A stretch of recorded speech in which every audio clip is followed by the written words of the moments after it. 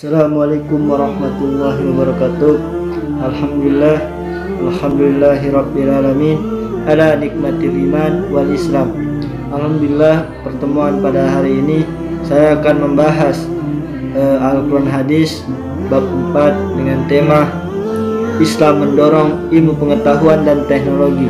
Nah, jadi teman-teman, Islam mendorong agar umat Islam sendiri mengembangkan ilmu pengetahuannya, mengembangkan ilmu teknologinya, seperti internet. Jika kita mencari ilmu di internet, mencari sesuatu yang bermanfaat di internet, maka kita akan mendapatkan hal-hal yang positif, hal-hal yang dapat menambah pengetahuan kita, menambah wawasan kita, supaya kita bisa mengembangkan ilmu-ilmu pengetahuan yang kita miliki. Lalu kita membuat sesuatu seperti teknologi atau semacamnya. Berbicara tentang ilmu pengetahuan dalam Islam sudah dititip perankan oleh umat Islam sendiri sejak Rasulullah SAW mendapat wahyu yang pertama, yang insyaallah berbunyi, A'udzu billahi minasy syaithanir rajim. Bismillahirrahmanirrahim. Iqra bismi rabbikal ladzi khalaq. Khalaqal insana min 'alaq.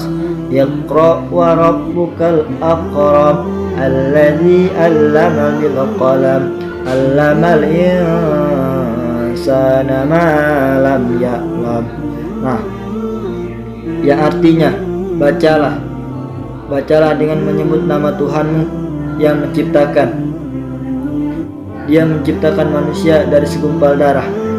Bacalah, dan Tuhanmu lah yang maha pemurah, yang mengajarkan manusia dengan perantaraan pena, dan dia mengajarkan kepada manusia apa yang dia tidak ketahuinya. Dari ayat di atas kita bisa simpulkan bahwa Quran surat yang pertama diturunkan adalah Iqra, bacalah, atau dengan kata lain belajarlah. Nah, dengan kita banyak-banyak membaca, dengan banyak-banyak kita belajar, maka akan kita mendapat wawasan kita, menambah pengetahuan kita, untuk kita bisa bersaing ke depannya, mengikuti era yang serba digital ini, supaya kita tidak ketinggalan zaman.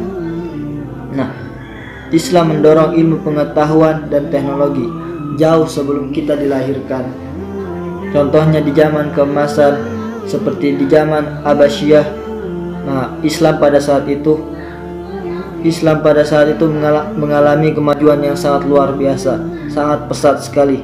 Bahkan di zaman Abbasiyah, di era Abbasiyah, bahkan menjadi kota ilmu pada saat itu, dan banyak kemunculan sarjana-sarjana, ulama-ulama, tokoh-tokoh Islam seperti Imam Abu Hanifah, Malik bin Anas, Asy-Syafi'i, Ahmad bin Hanbal, ada juga Al-Bukhari, Muslim, Jabir ibnu Hayyan, ada Ibnu Sina, ada Ibnu Nafis, dan lain sebagainya. Itu semua adalah tokoh-tokoh Islam, tokoh-tokoh yang mana mengembangkan ilmu pengetahuannya, yang mana memberitahu kita bahwa Islam sendiri menyuruh kita agar mengembangkan teknologi, mengembangkan pengetahuan kita. Jadi Islam sendiri sejak dari zaman dahulu sudah mengembangkan ilmu pengetahuan. Jadi Islam sendiri tidak hanya mengembangkan ilmu pengetahuannya, tapi sejak dulu Islam telah membuat bahkan teknologi ini membantu dunia, menginspirasi ilmuwan-ilmuwan barat. Contohnya di sini Ibnu Haytham ini adalah ilmuwan Islam yang pertama kali menciptakan teknologi optik yang mana digunakan untuk kamera, dan temuannya ini menginspirasi ilmuwan barat yang bernama Joseph Kepler untuk membuat yang seperti sekarang yang kita ketahui, mikroskop dan teleskop. Nah, ada juga dari ulama-ulama kita, ulama-ulama dari tokoh-tokoh Islam kita, yang jika kita ketahui bahwa alat terbang pertama kali ditemukan oleh Wright bersaudara, tapi tidak, jauh sebelum itu, sebelum Wright bersaudara ada Abbas bin Firnas. Abbas bin Firnas adalah orang yang pertama kali yang menemukan alat yang bisa terbang, pada abad ke-9. Dia menciptakan alat yang bisa terbang menyerupai burung dan berhasil menerbangkannya di Cordoba di Spanyol. Nah, ada juga Abu Al-Qasim Al-Zarawi dan Ibnu Sina. Nah, tokoh muslim ini adalah ilmuwan yang ahli di bidang kedokteran, di bidang pembedahan, di bidang pengobatan, dan bukan hanya itu, bukan hanya ahli di bidang kedokteran, bukan hanya ahli di bidang ilmuwan kedokteran, pembedahan, tapi dia juga membuat alat-alat yang digunakan untuk proses pembedahan yang sering kita lihat sekarang ini di rumah-rumah sakit. Dan masih banyak tokoh-tokoh Islam kita, tokoh ulama-ulama kita di bidang teknologi ikut membangun dunia ini, ikut membangun peradaban dunia ini, bagaimana supaya bisa lebih maju lagi.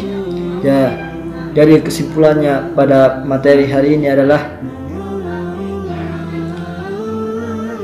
jadi Islam sendiri mendorong kita agar mengembangkan ilmu pengetahuan kita. Jika kita suka dalam mengedit, maka kembangkanlah edit kita. Jika kita suka di bidang kedokteran, maka tingkatkanlah ilmu kedokteran kita. Jika kita suka di bidang ini, maka tingkatkanlah di bidang ini, maka tingkatkan. Pelajaran yang bisa kita ambil adalah tokoh-tokoh ini. Ada Ibnu Sina, ada Ibnu Nafis, dan ulama-ulama lainnya, ada Ibnu Haytham. Dia bukan hanya membuat alat, dan dia juga bukan hanya pintar di bidang ilmunya masing-masing. Selain hebat di bidang ilmu pengetahuan, hebat di bidang-bidang yang mana bisa memajukan dunia, yang mana bisa mengubah dunia dengan ciptaan-ciptaannya mereka. Tapi mereka juga hebat dalam akidahnya, akhlaknya. Mereka juga adalah ulama-ulama. Mereka adalah orang-orang yang patut kita teladani. Mereka adalah orang yang soleh. Jadi belajarlah sampai ke negeri Cina. Itulah pepatah yang dikatakan. Dan Allah Subhanahu wa taala juga berfirman dalam surat Al-Jumu'ah ayat 10 mengatakan bahwa bertebaranlah kalian di muka bumi dan carilah karunia Allah Subhanahu wa taala, dan ingatlah Allah sebanyak-banyaknya agar kamu beruntung. Maka kita harus belajar, kita kembangkan wawasan kita. Jika kita bisa menembus awan, maka tembuslah. Jika kita bisa menembus dunia, maka tembuslah. Jika kita bisa menembus langit, maka tembuslah. Allah Subhanahu wa taala pernah menantang jin dan manusia dalam firman-Nya yang insyaallah berbunyi, ma'syaral jinni wal insi in istata'tum ma ta'khudhu min aghtaris samawati wal ardi fa'khudhu la ta'khuduna illa bisultan. Artinya, hai golongan jin dan manusia, jika kamu sanggup menembus melintasi langit dan bumi, maka lintasilah. Kamu tidak dapat menembusnya melainkan dengan kekuatan. Jadi kita harus banyak-banyak belajar. Mungkin itu saja yang bisa saya sampaikan. Lebih dan kurangnya saya mohon maaf. Jika ada kesalahan, itu datangnya dari saya sendiri sebagai manusia yang tak luput dari kesalahan dan khilafan. Jika ada kelebihan, itu datangnya dari Allah Subhanahu wa taala yang maha benar dari segala-galanya. Wabillahi taufiq wal hidayah wal ridha wal hinayah. Wassalamualaikum warahmatullahi wabarakatuh.